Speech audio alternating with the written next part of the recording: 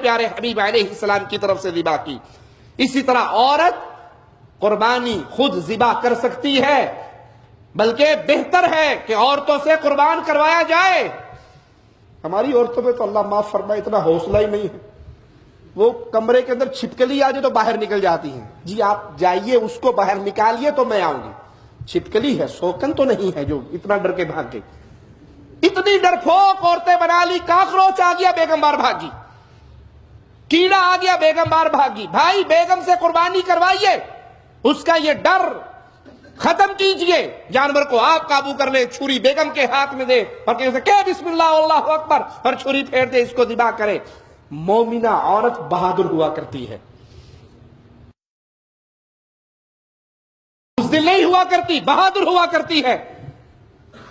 اور صحابہ کرام سے ثابت ہے وہ اپنی بیٹیوں سے، اپنی لڑکیوں سے قربانی کروایا کرتے تھے۔ یہ جاہلوں کے ہاں مشہور ہے کہ عورت اگر ذبح کر دے گی تو مکروہ ہو جائے گی۔ ہمارے شیخ حافظ عبداللہ بہاولپوری رحمہ اللہ کے پڑوس میں ایک شخص نے اپنی بیٹی کو بھیجا کہ جاؤ مولوی صاحب سے ذبح کروا کے لاؤ مرغی۔ تو حافظ صاحب گھر میں تھے نہیں تھے، گھر میں لائے تو ان کی زوجہ محترمہ نے ذبح کر کے ان کو پکڑا دی۔